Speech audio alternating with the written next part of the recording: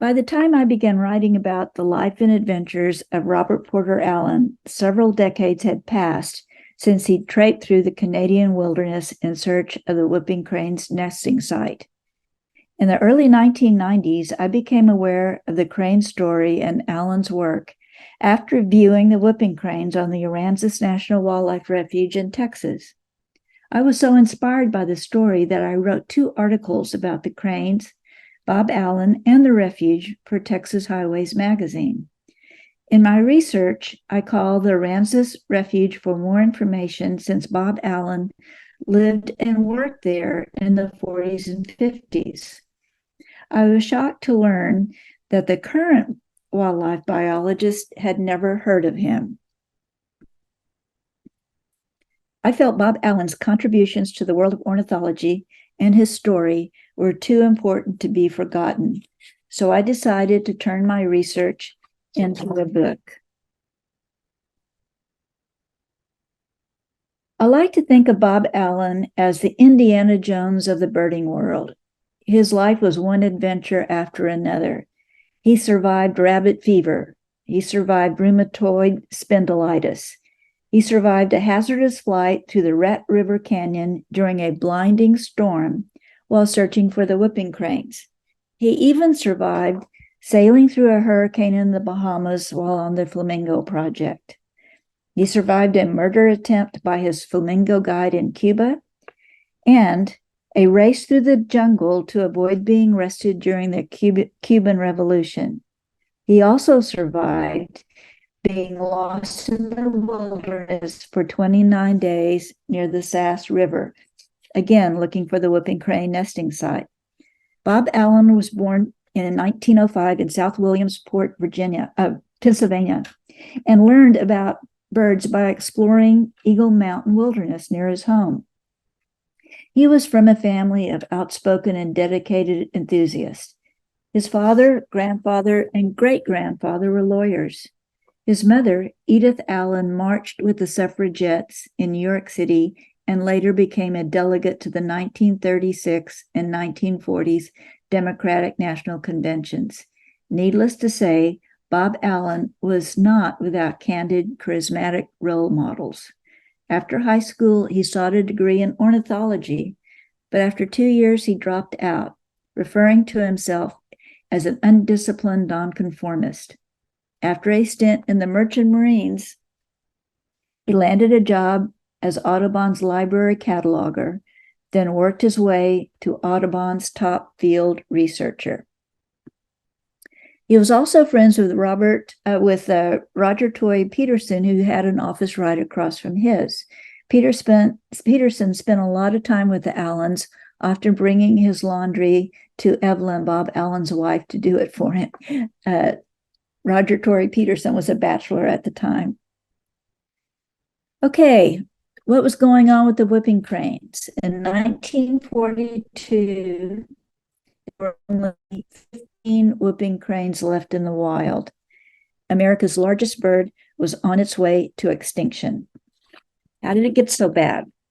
The fossil records show that whooping cranes evolved 65 million years ago. The population peaked 2.5 million years ago when North America was covered by a shallow sea and bordering marshlands. Except for the recent establishment of the eastern flock by Operation Migration, the Central Flyway is the crane's only migratory route. By 1870, their population had decreased between 700 and 1,400. With the settling of the Great Plains came the draining of the wetlands for agriculture. The crane's only migratory flyway from Alaska and central Canada south to Mexico and Florida had shrunk to a mere sliver. The only hope of saving the species was finding their nesting site in Canada before it was too late. The area was being developed at an alarming rate for their ore and timber. In the 1930s, Audubon was only concerned with 4 critical species. James Tanner was studying the ivory-billed woodpecker. Carl B. Crawford was studying the California condor, and Bob Allen the spoonbills.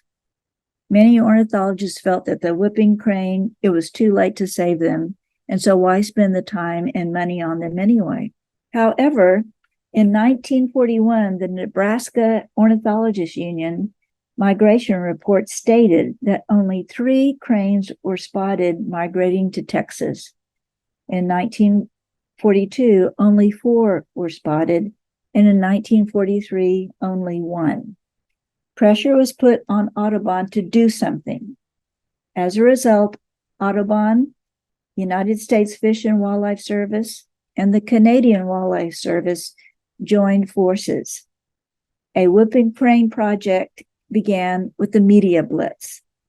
7,000 Save the Whooping Crane posters were sent to schools, 4-H clubs, Future Farmers of America, Boys and Girl Scouts, and Junior Audubon clubs. It was almost like America needed a hero as World War II was winding down, something to focus on besides the war. The first search began in 1945 with Fred Barr Jr., curator of the Provincial Museum of Natural History in Regina. He was in charge of that first search. But due to bad weather, wartime difficulties, and limited search time, the mission failed. They tried again in 1946 with Olin Pettingill Jr., ornithologist and professor at Carleton College in Minnesota, when he took over. His ground search and air search covered 15,000 square miles, but failed for the same reason. You can see on the map here that the searches were conducted in the Northwest Territory, which covers more than 500,000 square miles. If you include part of British Columbia, Alberta, and Saskatchewan, it's like looking for a needle in a haystack over 2 million square miles. At that time, Bob Allen had just come back from serving in the war, and John Baker was Audubon's president. He contacted Allen and urged him to take over the Whooping Crane project. After being away from his family during the war, Bob was considering leaving Audubon for a job near his home in Taverner, Florida. In his first letter to John Baker, he wrote, I want you to know, John, that I'm seriously tempted to stay here, come hell or high water, but the call of adventure was too strong.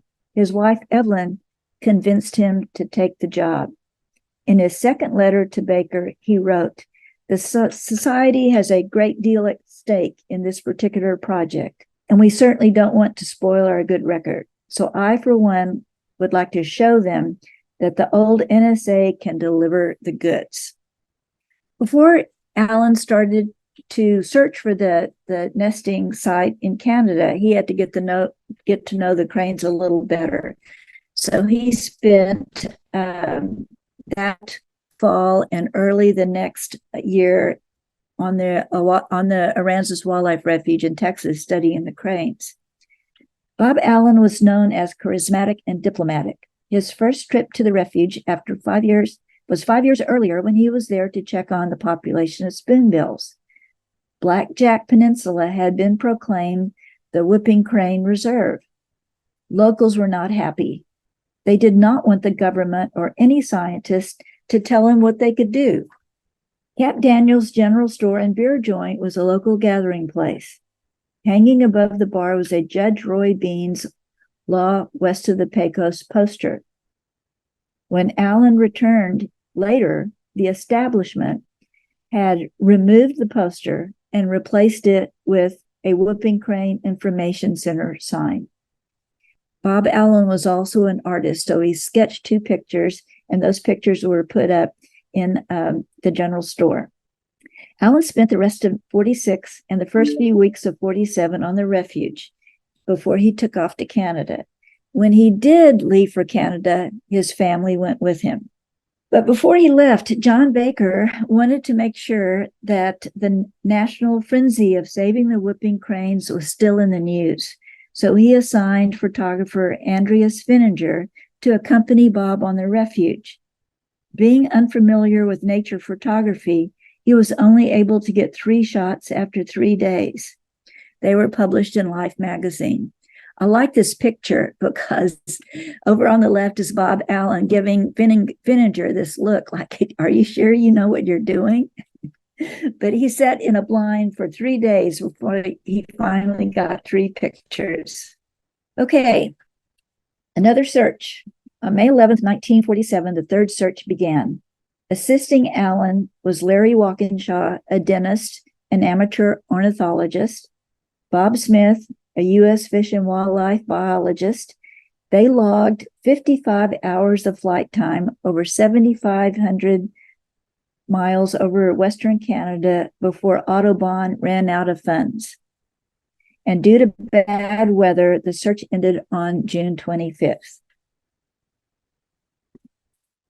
The following year, search number 4, Bob Allen and Bob Smith were back. Again, bad weather had halted the search too early. They had to call a quit to it on August 4th. In Allen's report, he said, it was as if the whooping cranes fled north each spring and vanished from the face of the earth. John Baker, at this point, decided that after 4 consecutive failed searches, that he was going to focus on captive breeding in Texas. Bob Allen was against captive breeding because he felt that if you bred the birds in captivity, they would never learn to migrate. But he went on with the research, and because there was no other plans to go back to Canada. When it was time for the breeding program to begin, an enclosure was built and 2 non-releasable cranes were found. At first, it was unsure of their gender. So one of the birds was called Petunia and found out he was a male, and they changed his name to Pete. The other bird was Josephine. They were transported there in the refuge in 1948. A mating dance ensued, a nest was built, and the 2 cranes seemed very content. But after observing Pete's behavior, Allen reported that he thought the bird was a bit senile. Josephine laid an egg, but it was infertile.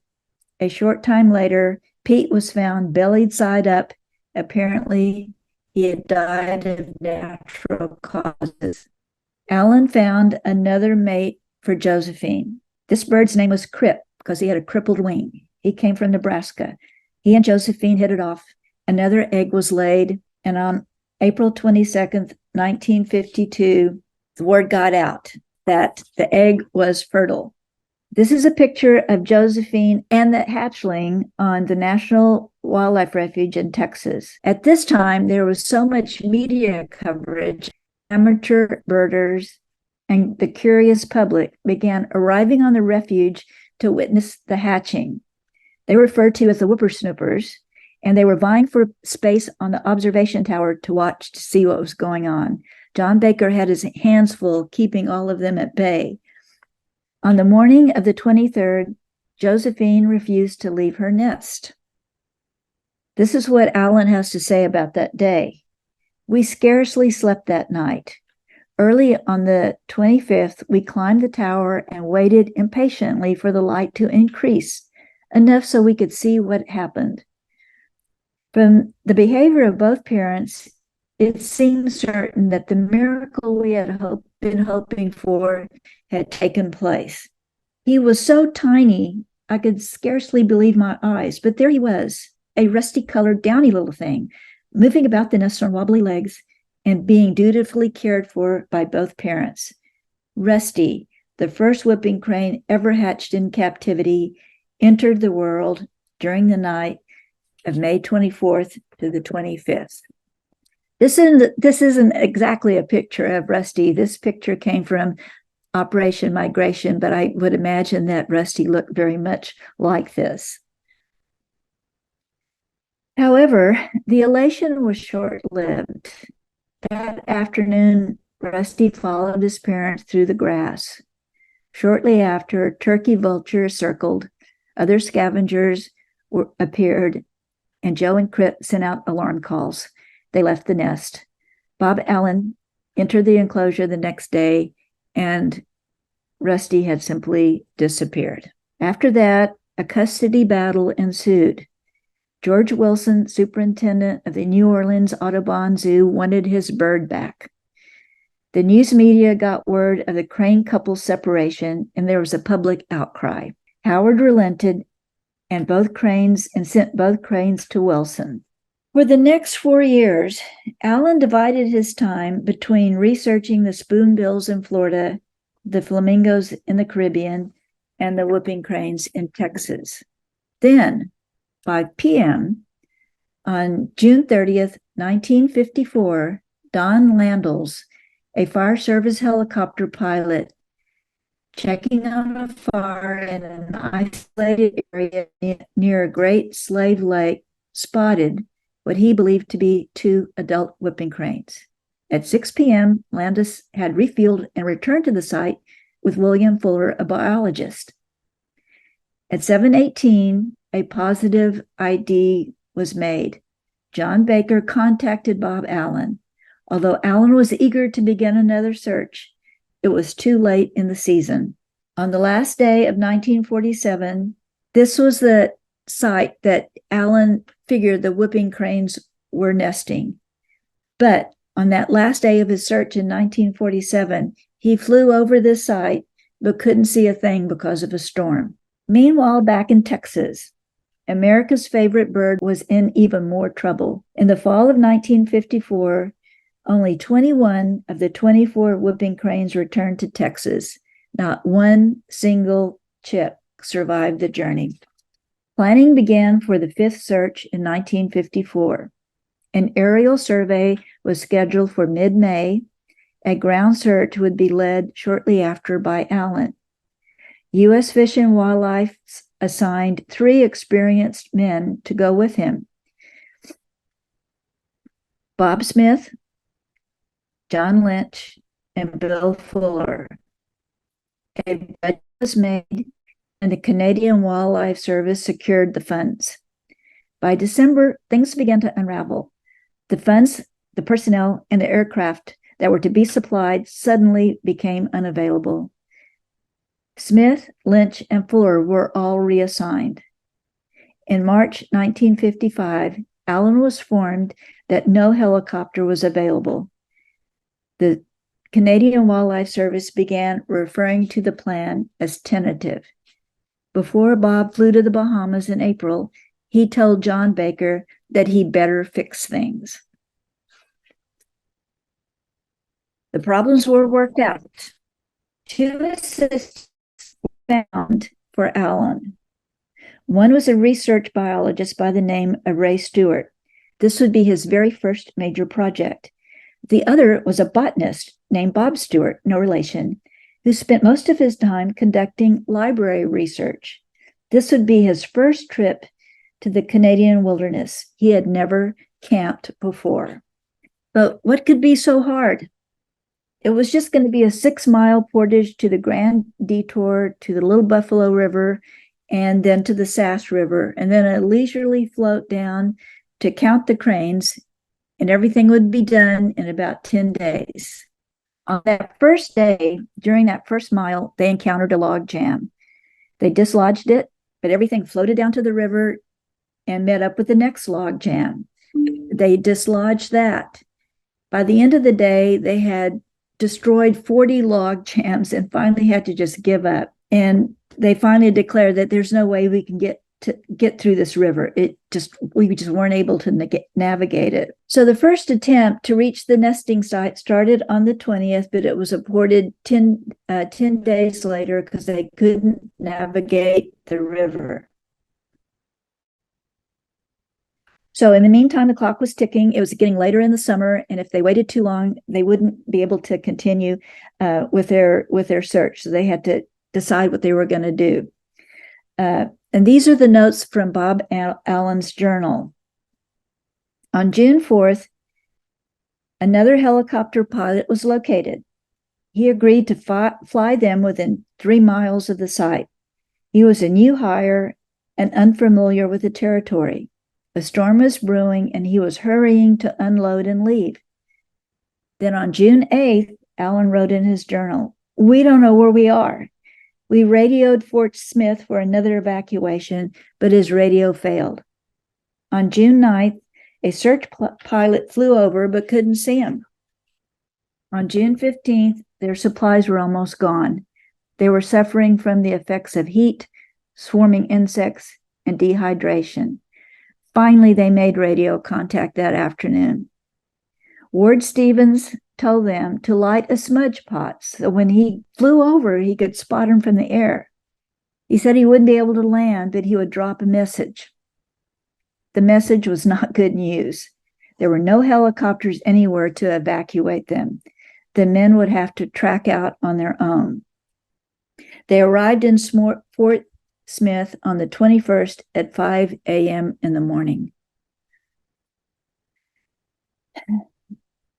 Bob decided that they were going to have to call it quits. After breakfast, he was on his way to the office and he was composing a telegram to send his wife. At this point, Evelyn didn't even know if he had been rescued yet. So he telegrammed her and said, "I'm safe and sound. Stand by for a connecting flight to Miami. Much love, Bob." So it was over. What happened next, I like to call as a perfect Hollywood film moment. Before Allen could send his telegram, Ward Stevens rushed into the office waving a radiogram. Another helicopter pilot was standing by. Stevens asked if they'd be willing to return. Silly question. Aching muscles, mosquito-bitten skin, emotionally and physically spent, they decided they'd do it. And Allen has this to say later: "It has taken us 31 days and a lot of grief, but let it be known that at 2 p.m. on this day, the 23rd of June, we had at last met the whooping crane face to face on his northern nesting grounds." Also, there was a reporter from the New York Times, and this is what he had to say when he saw the three guys come out. He said, "They came through the Arctic twilight by the river, up the river by the skiff to Fort Smith for the third time. I was there to meet them when they came out. Allen looked like a man who had lived through hell. He was bearded, dirty, and tired, but this time he was smiling." Bob Allen retired from field work in the 1960s and devoted his days to writing and publishing articles for Audubon. 3 years later, at the age of 58, he died of a heart attack. The updates on the whooping cranes now. I called the refuge about a month ago, and they expected 550 whooping cranes to arrive this season. I love this picture. This was taken by a wildlife photographer, Mike Sloat, who's a friend of mine, and this was used for the cover of my book. If you ever get a chance to go to Texas, you must go to the Aransas National Wildlife Refuge. If you take a boat out to the refuge, you can get fairly close to the cranes. I was on the boat when Mike took the shot, and we were just a few feet from the whooping cranes. This is a couple or a family, and you can see the chick in the very end. You can see his rust-colored face. So, thanks for giving a whoop. All my royalties for this book go to the Whooping Crane Conservation Association. I'm happy. This was important for me to write the book. It was a way for me to make a contribution to an environmental cause that I believe in. Thank you.